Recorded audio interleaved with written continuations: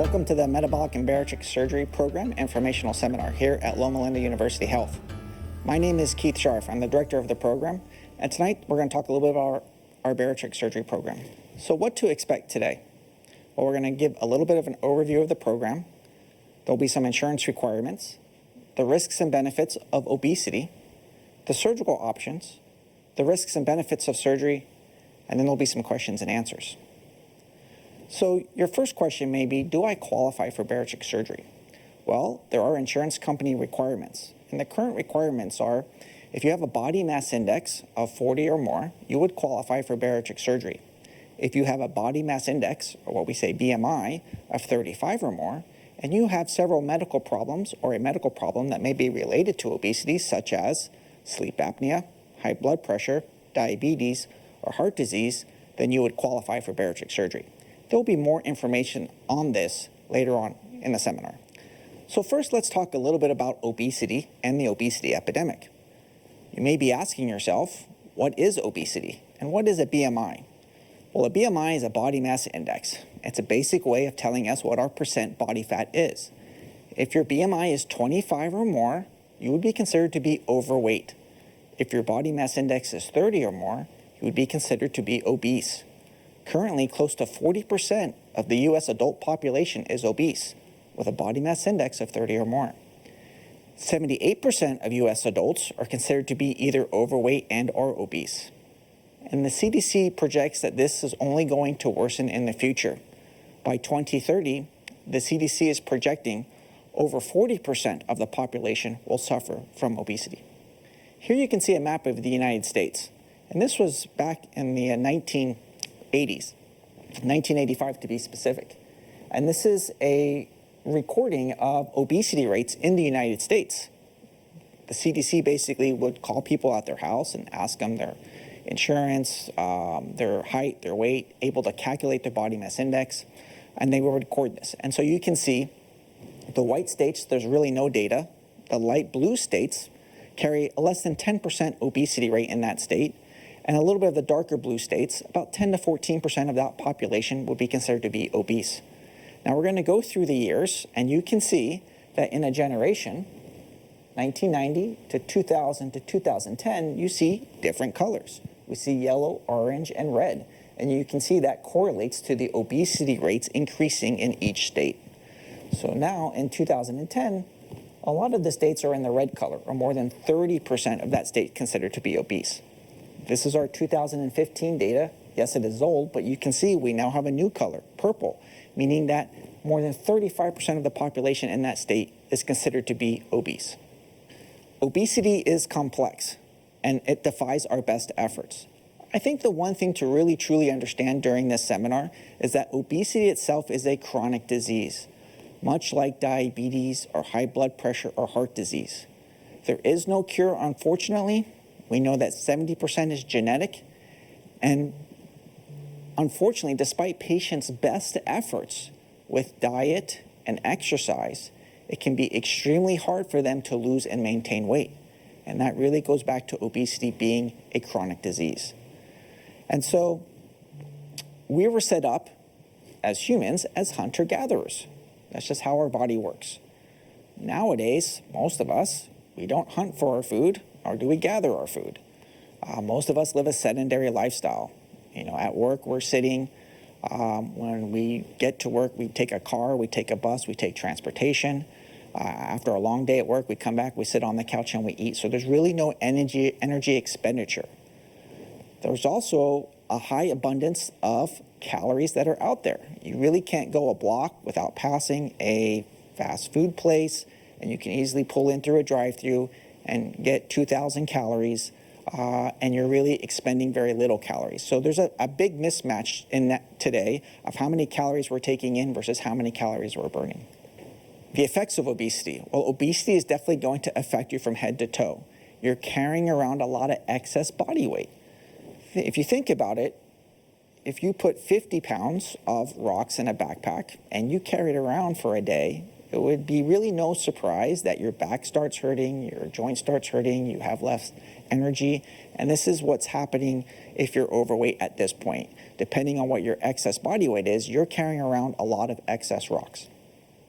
And this is a chart which is very complex, and I don't expect anybody to be able to read it at home, but basically this tells us that obesity itself will affect you from head to toe.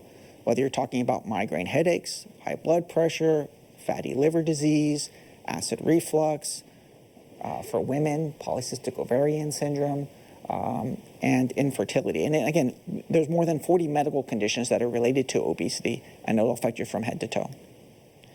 Here you can see world trends in obesity. And in the United States, we always like to be number one. This is an area where we probably don't want to be number one. We are number two in obesity rates. You can see that our friends south of the border, Mexico, is currently the number one country with obesity, and the United States is number two.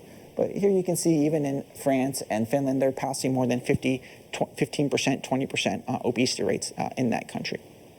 It may be no surprise, but as our body mass index increases, so does our mortality. And you can see there's sort of a threshold in the sand of a BMI of 35. Once we cross that BMI of 35, our mortality rates increase exponentially, as you can see on this curve.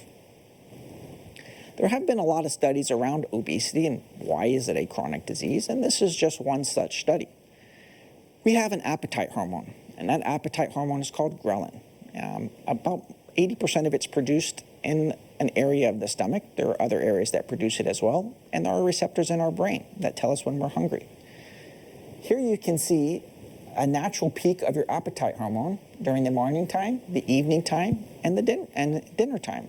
Obviously, this correlates to breakfast, lunch, and dinner, and why we're hungry during those times, because that's a natural peak of our appetite hormone. Now, in this study, they took patients who were obese, who had a body mass index of 30 or more, and they put them on an 800-calorie diet with exercise. We know that if we can restrict calories to 800 calories a day, adequate nutrition with exercise, we can drive weight loss.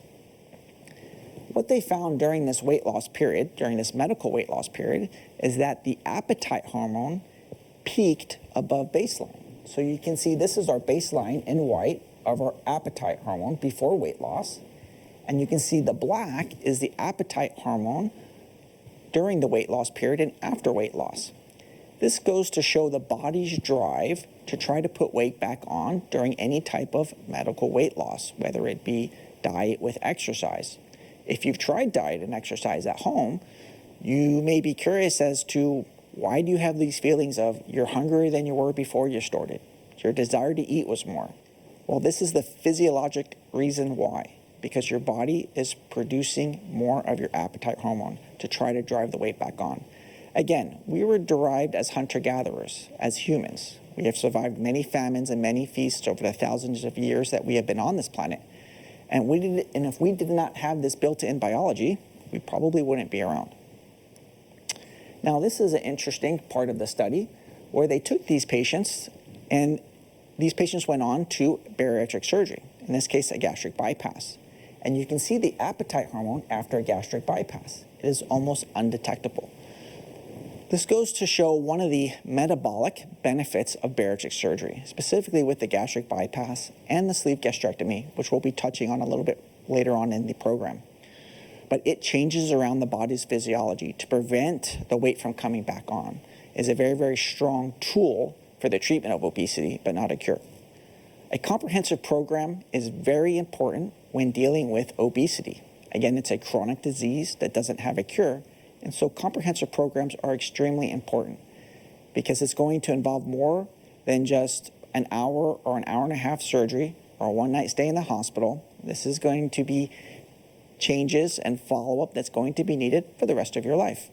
And so our comprehensive team includes bariatric surgeons, dedicated OR and hospital nursing teams, dietitians, coordinators, nurses, nurse practitioners, psychologists, and bariatricians, who are our medical weight loss doctors.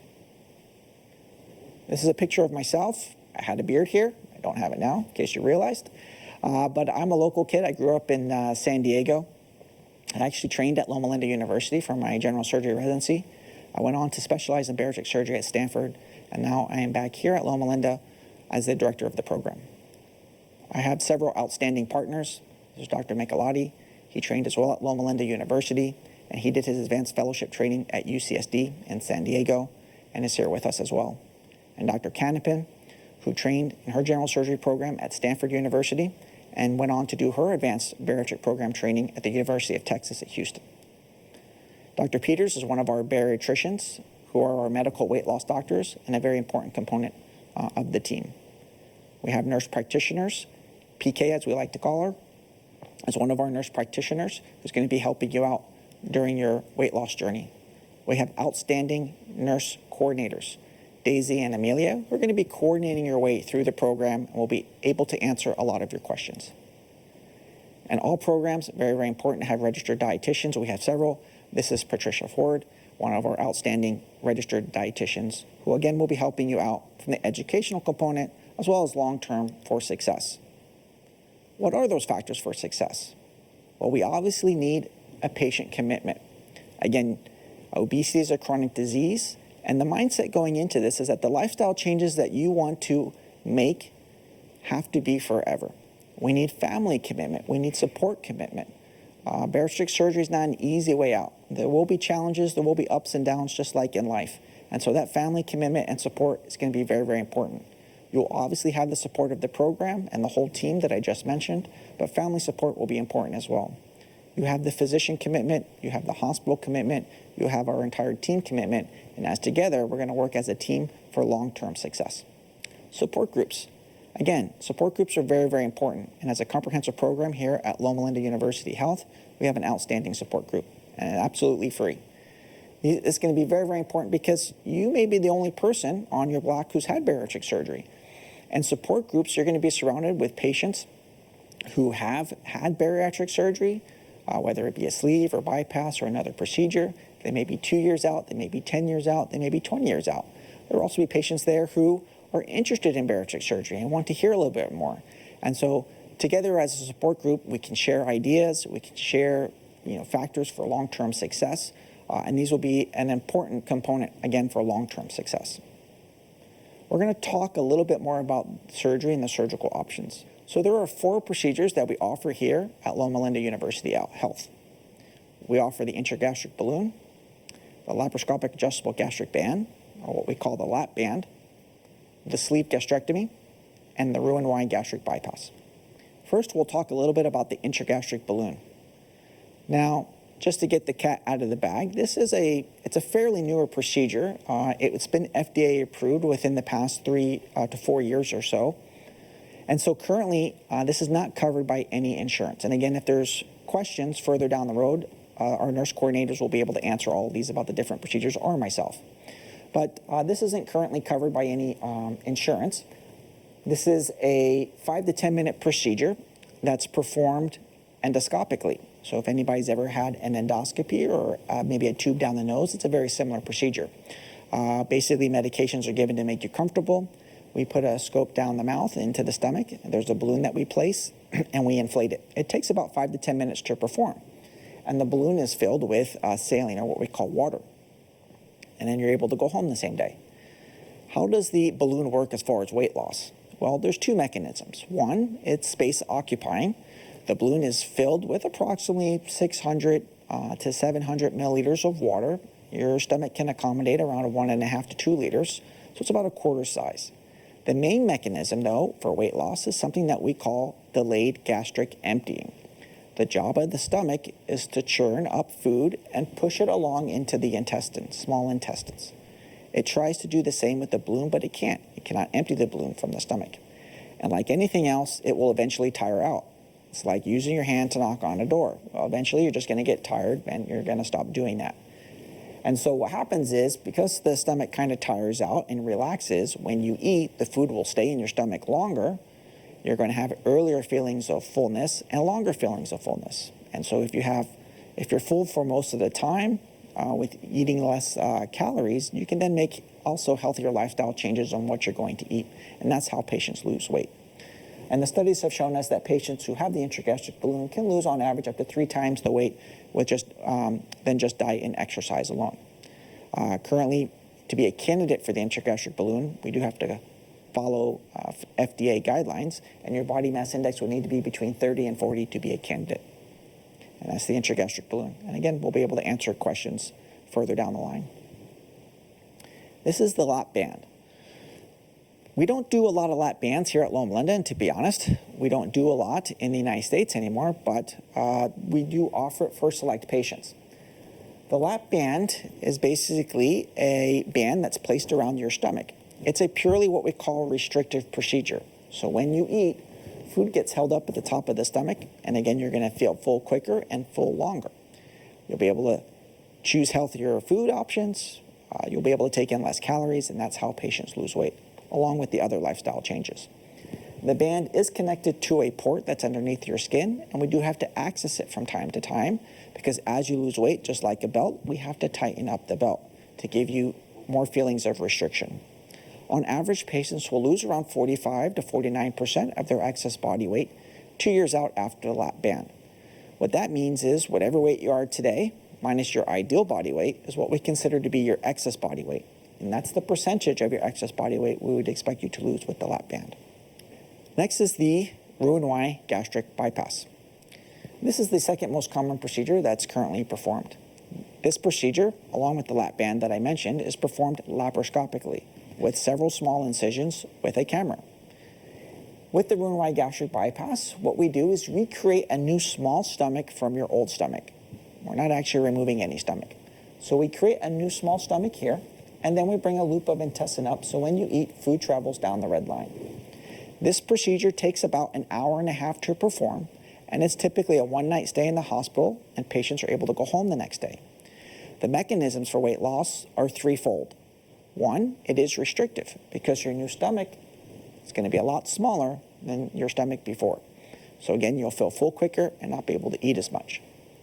The second mechanism is when you start eating, food will start getting absorbed a little further down in the GI tract. And the third mechanism, and what we think is actually the most important, is what we call the metabolic mechanism of the gastric bypass. There will be changes in hormones that are released from the stomach and intestines, what we call gut hormones, that will be helping to drive your weight loss for those first several months after the surgery. One of these gut hormones that's affected is that appetite hormone that we talked about before, ghrelin.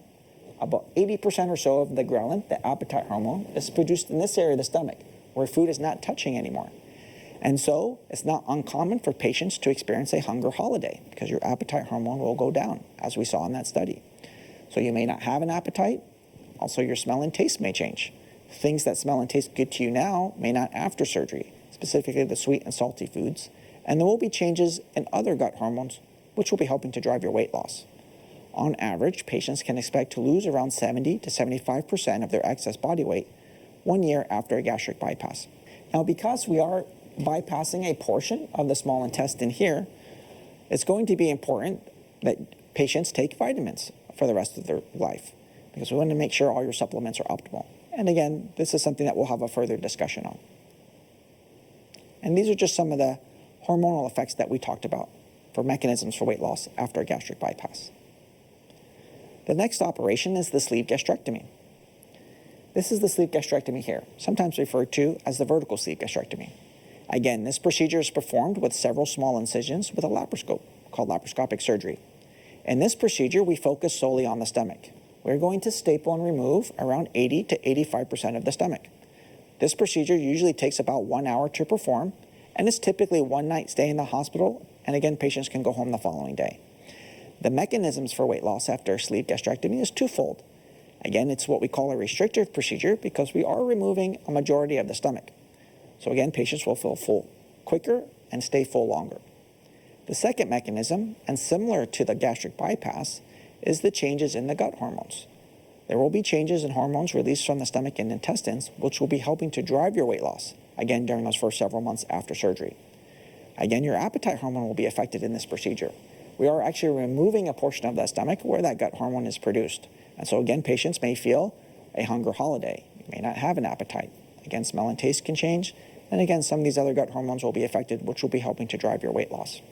On average, patients can expect to lose around 60 to 65% of their excess body weight 1 year after a sleeve gastrectomy. This procedure is irreversible. Once we do remove that portion of the stomach, there is no reattaching it.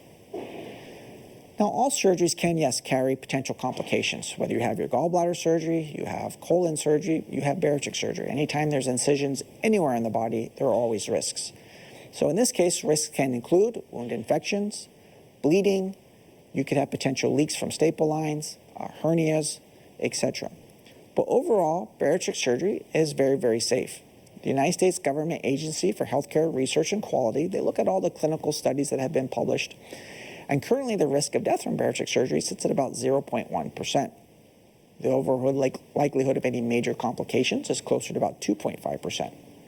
Definitely, the risks of living with morbid obesity far outweigh the risks of bariatric surgery. You may be asking yourself, well, how does bariatric surgery compare to other surgeries? Has anybody at home ever had their gallbladder taken out, or know anybody who's had their gallbladder taken out?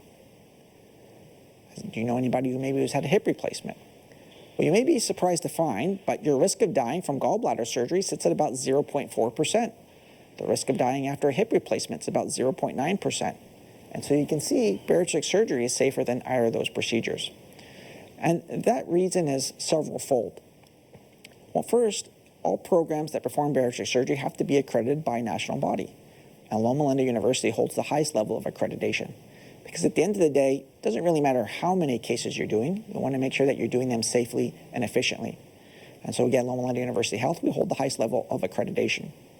And that accreditation came about around 2004 to 2006. Also, the procedures have become very standardized in the recent years.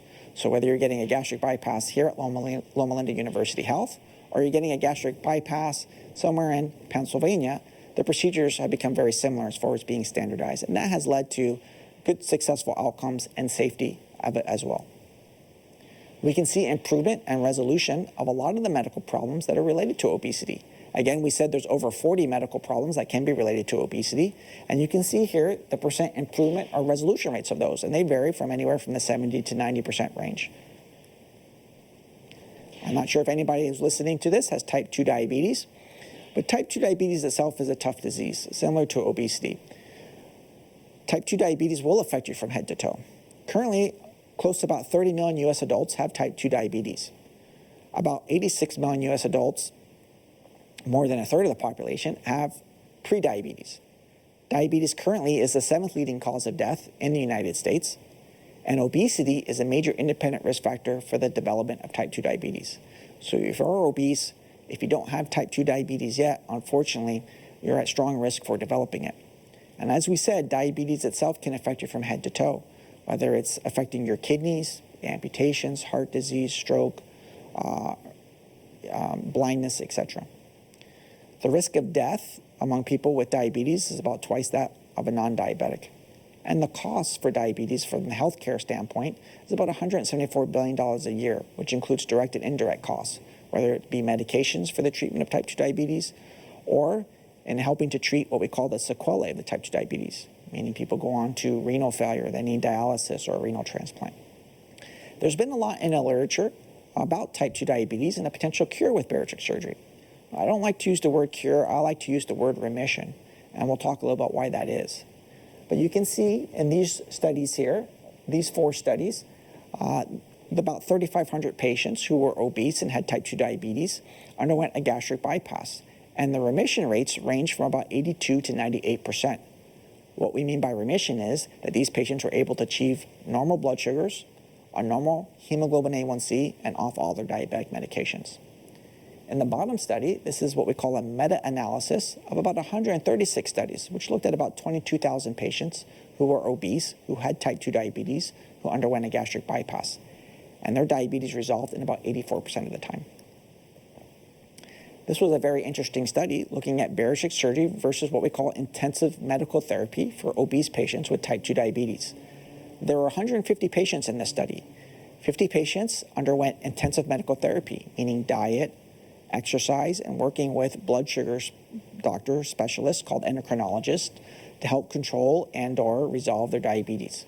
50 patients underwent a sleeve gastrectomy, and 50 patients underwent a gastric bypass.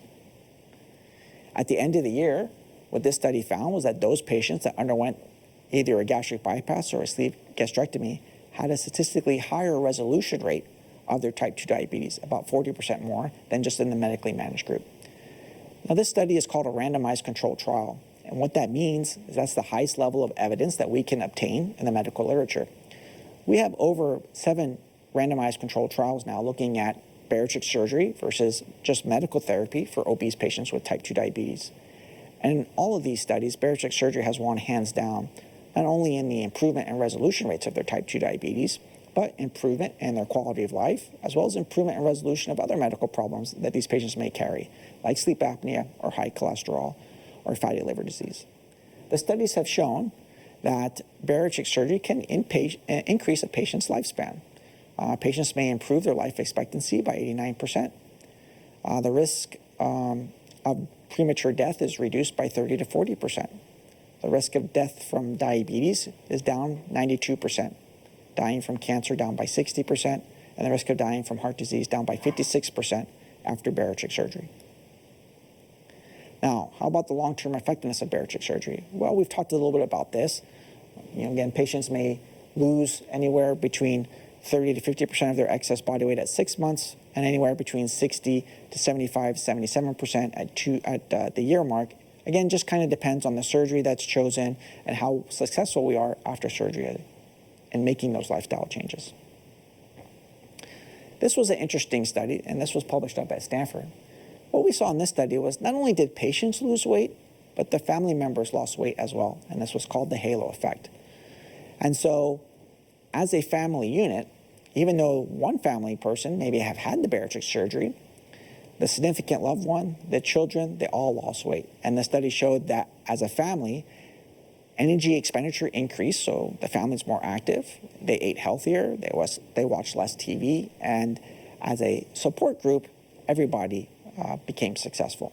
And so we want you to share this new information with your family and friends. We're going to work with you and hopefully get you started here at the program at Loma Linda University Health on what we hope is a very successful journey for you. Thank you for joining us.